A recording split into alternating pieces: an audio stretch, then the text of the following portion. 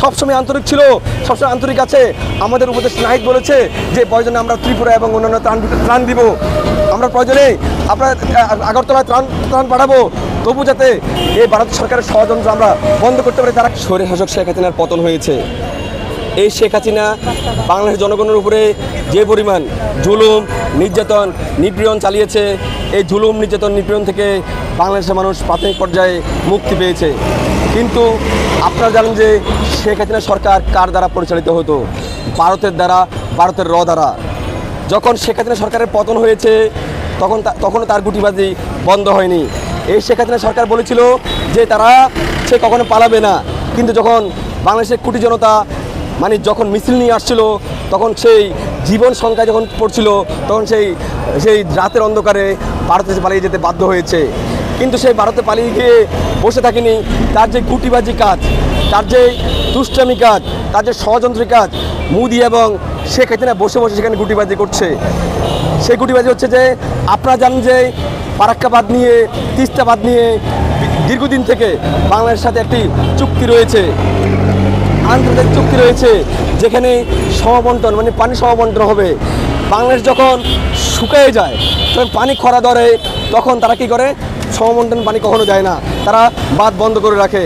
কিন্তু আন্তর্জাতিক নিয়ম অনুসারে পানির সমবন্টন হতে হবে, কিন্তু তারা তখনই যেটা পালন করে নাই। কারণ শেখ হাসিনা সবসময় ভারতের দালালি করেছে, এদেশের মানুষের দালালি করে নাই। তাই 16 বছর সে এটা আপনার পরিপূর্ণ করতে পারে নাই, আদায় করে নিতে পারেনি। কিন্তু শেখ হাসিনা যখন পতন হয়েছে, সেখানে ভারতে চলে গিয়ে মোদির কাছে আশ্রয় নিয়েছে। সেখানে সে বসে বসে গুটিবাজি করছে।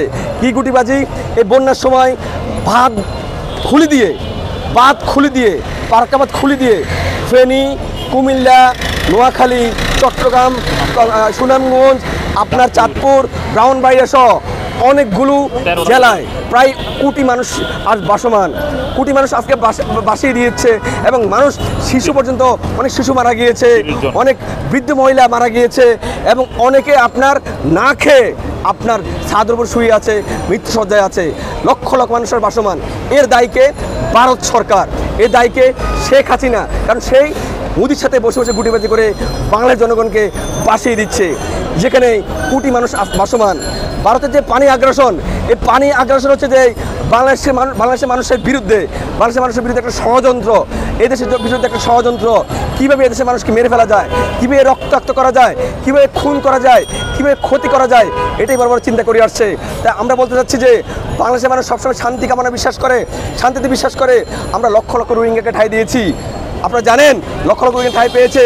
যদি ভারতের মানুষ সমস্যা ভোগে, যে যারা মনে করে ভারতের নিরাপদ না, ভারতে যারা নিরাপদ না, তারা বলুক, আমরা তাদেরকে নিরাপত্তা দিব।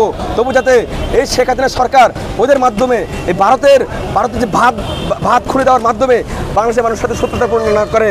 কারণ বাংলাদেশের মানুষ সবসময় আন্তরিক ছিল, সবসময় আন্তরিক আছে। আমাদের উপদেষ্টা নাহিদ বলেছে যে প্রয়োজনে আমরা ত্রিপুরা এবং অন্যান্য ত্রাণ দিব, আমরা প্রয়োজনে আপনার আগরতলায় ত্রাণ পাঠাবো, তবু যাতে এই ভারত সরকারের ষড়যন্ত্র আমরা বন্ধ করতে পারি। তারা কী চায়? কিন্তু মনে রাখতে হবে তাদের 7 সিস্টার্স রয়েছে। আমাদের এই 7 সিস্টার্স নিয়ে কোনো মাথা ব্যথা নাই।